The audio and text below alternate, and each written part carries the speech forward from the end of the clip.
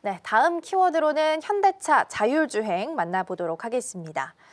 현대차가 미국 에이브라이드와 자율주행 차량 관련해서 개발한다라는 소식이죠. 네네. 어떤 내용일까요? 사실 이제 에이브라이드는 러시아에 있는 어떤 그 회사입니다. 이 자회사인데요. 에이브라이드가 이제 이 회사가 이제 자율주행을 사실 협력해서 이제 무인 택시를 개발 MOU를 체결했습니다. 이거 사실은 미국 오스틴 텍사스 시범 운영을 올해 하고 올 연말에 이제 사실은 이제 서비스를 이제 우버랑 같이 해서 연말에 100대를 발주해서 선보인다는 얘기입니다. 이거 대단한 얘기입니다. 사실 왜 우리나라에 이게 자세히 소개가 안 되는지 잘 모르겠습니다. 그래서 요거를 자율주행을 한다는 얘기고 4단계를 사실 웨이모랑 거의 비슷한 수준으로 선보인다는 얘기고요. 사실 지난해 알파벳의 웨이모랑 협력해서 여러 가지를 아이오닉이 선보인 바가 있습니다. 그래서 올해 이제 선보인다는 얘기고요. AI 법인을 설립했고 지난해 연말에 상하이 AI 법인을 설립하기도 했습니다. 그래서 여러 가지 설명을 했고 요 시장에 바로 뛰어든다는 의미를 갖고 있습니다. 사실은 테슬라나 뭐 중국의 뭐 동평 자동차나 이런 것들이 상용화가 되고 있는 상황에서 우리나라 현대자동차도 이 AI 시장에 자율주행 시장에 머지 않았다라는 물론 자체 기술은 아닙니다.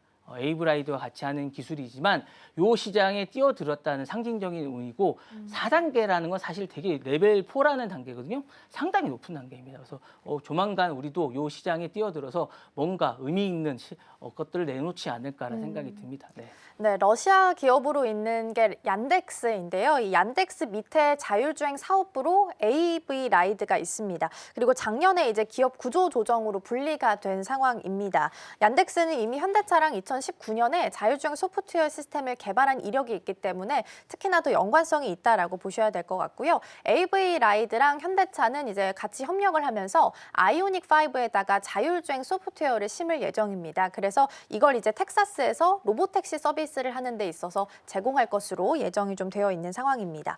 그러면 이게 국내에 상용화될 가능성도 어느 정도는 좀 점쳐볼 수 있을까요? 저는 빠른 시일 내에 왔으면 하는 바람은 일단 있습니다. 있는데 일단 계획은 당분간 없다고 합니다. 일단 현재로서 구체적인 계획은 공개되지 않는데 저는 빠른 시일 내에 올 것 같습니다. 왜냐하면 이게 단계가 상당히 발전됐어요. 그리고 이제 국내에서는 여러 가지 설언이 있습니다. 뭐 조만간 있지 않겠냐라는 얘기는 있고 구체적인 계획은 공개되지 않습니다. 그러니까 올해 연말에 이제 어쨌든 서비스를 100대를 투입해서 이제 상용화를 한다고 합니다. 그쪽에서는 한다고 하고 왜냐하면 우버랑 했다는 얘기는 앱이 깔려서 거기서 서비스를 한다는 얘기거든요. 그리고 이제 그건 여러 가지 의미가 있는 건데 그게 해서 이제 거기서 성공적으로 뭔가 서비스를 하게 된다고 한다면 국내에서 선보일 계획도 있다는 얘기입니다. 그래서 거기서 뭔가 유의미한 성적을 낸다면 국내 상용화도 머지않았다라는 생각이 있을 것 같습니다. 그럼 여러분들 기대하셔도 좋을 것 같고요. 그렇게 됐으면 저도 빨리 가서 한번 저는 써보고 싶다는 생각도 들어요. 만약에 미국을 가서 이게 되면 한번 써보시라는 얘기를 좀 해보고 싶습니다. 텍사스 오스틴 가시는 분들은 우버 앱을 까셔서 한번 우리나라 차를 한번 경험해 보시라는 말씀을 한번 드리고 싶습니다. 네. 네, 일단 기대감은 좀 높긴 한 상황 속에서 국내에 대한 계획은 아직까지는 밝혀진 바가 없는 상황인데요.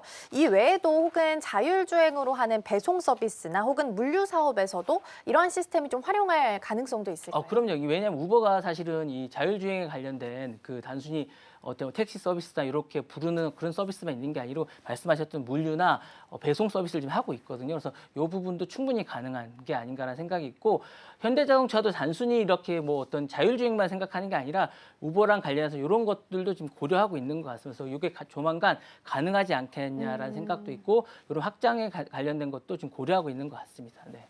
네, 근데 자율주행하면 사실 가장 좀 상단에 있는 기업, 선두하고 있는 기업은 테슬라를 또 빼놓을 맞습니다. 수가 네. 없을 것 같아요. 지난번에 이제 테슬라는 전기차 기업이라기보다는 자율주행 같은 다른 부분들도 좀 네네. 살펴봐야 된다라는 말씀을 좀 주셨던 네네네네. 기억이 있어서 사실 자율주행하면 미국 쪽은 하드웨어랑 소프트웨어 둘 다 약간 균형이 잡힌 상태라고 네네네. 본다면 우리나라는 하드웨어가 좀 더 우세하고 소프트웨어는 좀 네네네. 더딘감이 좀 있단 네네. 말이죠. 그러면 미국장하고 우리장을 자율주행 관점에서 봤을 땐 좀 다르게 봐야 되는 걸까요? 그렇습니다. 사실은 이제 우리나라는 기본적으로 이 하드웨어는 맞습니다. 잘 발달 있고 소프트웨어가 잘 발달돼 있지 않은 게 기본적으로 이제 교육 부분에 가는 거예요. 왜냐하면 미국은 기본적으로 이제 이 실리콘밸리 쪽에 대학이 발달돼 있고 교육이 잘 발달돼 있기 때문에 여기서 기본적으로 이런 부분들이 잘 돼 있기 때문에 그런 거예요. 그러니까 대학에서 실리콘밸리가 이 교육이 소프트웨어 부분이 잘 발달돼 있고 이 대학을 중심으로 출발이 했기 때문에 하드웨어, 소프트웨어가 잘 발달돼 있었어요. 그래서 이 부분이 같이 출발해서 그렇게 잘 발달돼 있는 거고 하드웨어는 기본적으로 우리가 이제 반도체 부분이나 이런 부분들이 출발해서 좀 출발점이 다른 것 같아요. 그래서 이 부분이 좀 다른 부분에 대한 것들이 있어서 그 부분에서 참 다른 것 같습니다. 그래서 요거는 나중에 다시 한번 처음에 말씀을 한번 드려야 될 것 같은데 그렇게 비교해서 보셔야 될 것 같아요. 그래서 그 부분은 좀 다르게 놓고 해야 될 것 같은 그런 생각이 듭니다. 네. 예. 네, 현대차 자율주행과 관련된 내용 좀 살펴봤습니다. 일단 아직까지는 국내 상용화에 대한 기대감은 있지만 계획은 없다라는 부분도 함께 코멘트 주셨으니까 참고해 보시면 좋겠습니다.